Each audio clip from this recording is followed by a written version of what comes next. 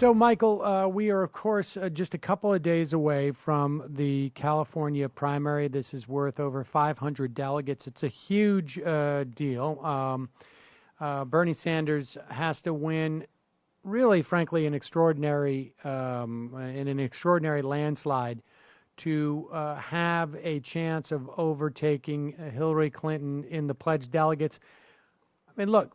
That may or may not happen. If I had to bet on it, I would say it's not. But we have seen time and time again the value of Bernie Sanders staying in this race. And frankly, you don't have to look very far to see this value. I mean, both today, or I should say in this year, but also in the context of 2008. I mean, there's value for Bernie Sanders to stay in for not just Bernie Sanders, but obviously the progressive movement that he is leading. Absolutely, and also I think for very practical reasons as well in terms of defeating Donald Trump, and I think that that's another sort of underappreciated aspect of why Bernie is staying in some respects. I actually think no one's more concerned about beating Donald Trump than Bernie Sanders, and he believes that the sort of robust progressive agenda that he's pursuing and trying to force Hillary Clinton's hand in is actually essential for seeing that mission through. Yeah, and I have to say, I mean, look, we don't really need to litigate this. I happen to think that Bernie Sanders, there's extensive polling showing that Bernie Sanders would beat Donald Trump handily. I happen to think Hillary Clinton will also beat Donald Trump handily.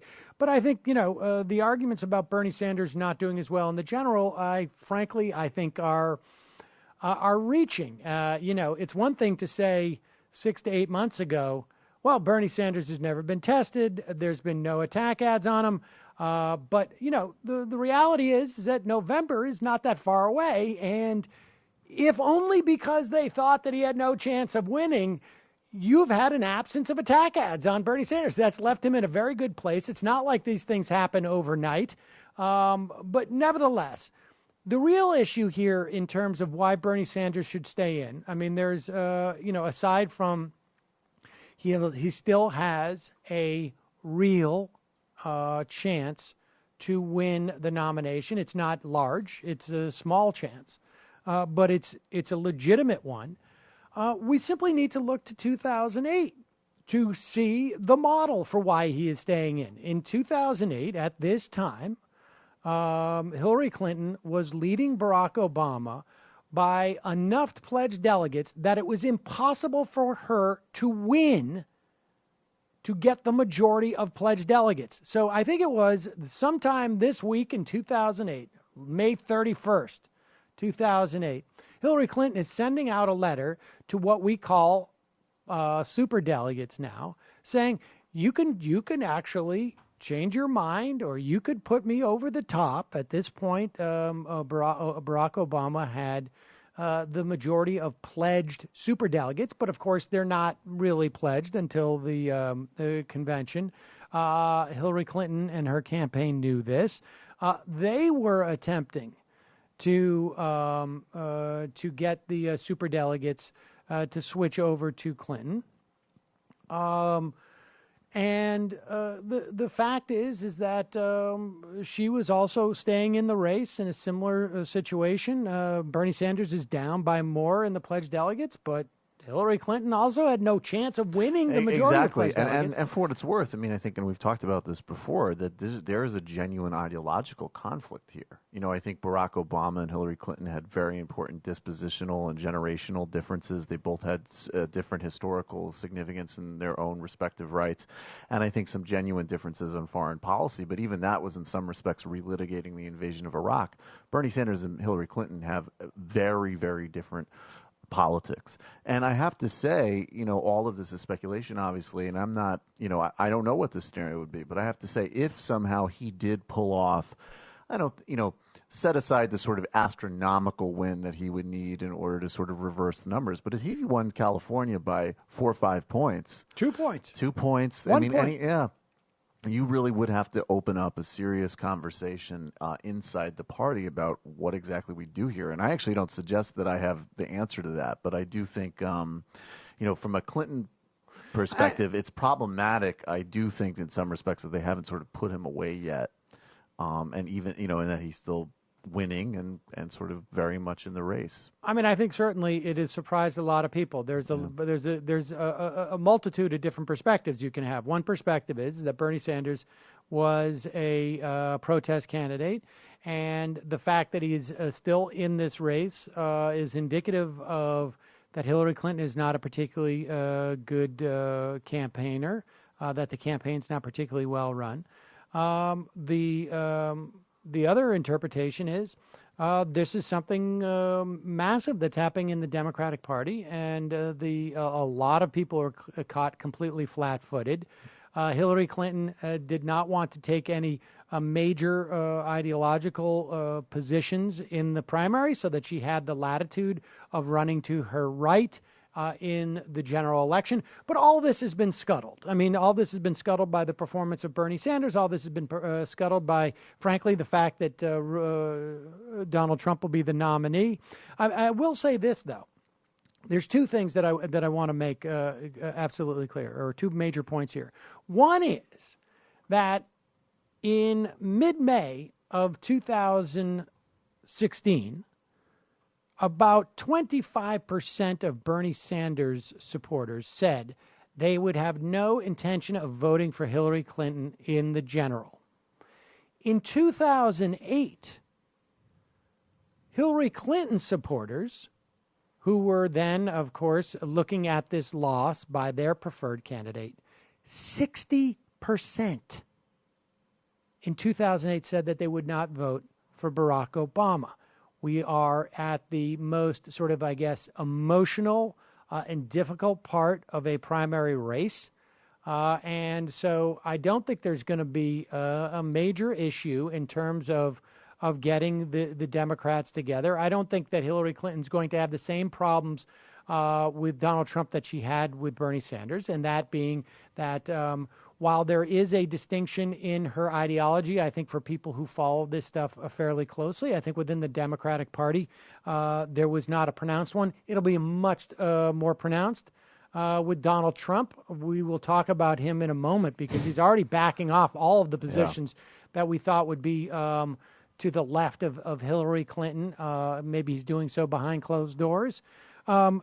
And then I would also say, in terms of Bernie Sanders staying in, the other precedent is not only Hillary Clinton staying in 2008, but what she got when the race was over. Now, exactly. I can't prove to you that this was a deal that was made right there, but it was a clear indication to Barack Obama and his campaign that Hillary Clinton was a force to be reckoned with, and we need to deal with that.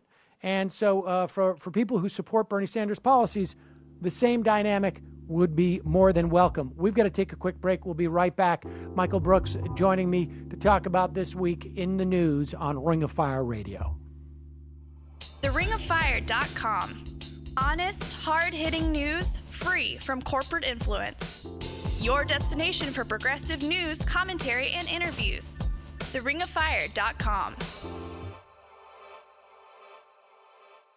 So, Michael, we were just talking about the upcoming California primary where, Bernie Sanders, a small Bernie Sanders win will be very effective in all the reasons why you'd want him to stay in the race, which is to essentially put the Democratic Party on notice. This is where you have to head to. I mean, let's remember, if Hillary Clinton becomes the nominee, more than likely, if she wins the general, more than likely, she's going to be acutely aware that a huge portion of the Democratic Party, of her base, the people that she needs to motivate, have strong policy differences than her. Barack Obama, when he went in, even though the race may have been a little bit closer between Hillary Clinton and Obama, you made the point in the last segment that policy-wise, Totally they were on the closer. same continuum, yep. And so this is not going to be a personality situation with Hillary Clinton in terms of I have to pay homage to Bernie Sanders. It's going to be, I'm going to have to actually move in certain policy directions. You have to pay homage to democratic socialism. Indeed. And I think I think, earlier, I think it's sort of both and that there's some problems in the campaign and they didn't anticipate where the party's going. And I think that hopefully they're learning that lesson. And but going back to your earlier point about even at the sort of height of rancor that we're at now in this primary cycle, nowhere near as bad as 2008. Right. And I think that, Jerry Brown, the governor of California, endorsed Hillary Clinton. And to the extent I think endorsements matter, which is probably not that much, but in California he's very popular. It probably does have some effect. And obviously I disagree. I strongly support Bernie Sanders. But his endorsement letter, which praised both of them, lavished praise on both of them, acknowledged the importance of Bernie's campaign. He drew parallels with Bernie in his own previous campaigns. Right. He said at the end of the day, it's an existential threat, I think is actually some of the language we used on climate, on the Supreme Court, on the basic rights of immigrants, residents of America, that we defeat Donald Trump. And I think that sentiment actually, outside of all of the rage in media and the justifiable arguments, is the broadly I read that statement and I agreed with most of it besides the actual endorsement of a certain candidate. And I think that speaks sort of in the longer term overall outside of the sort of drama and we're in the middle right now. Right. And again,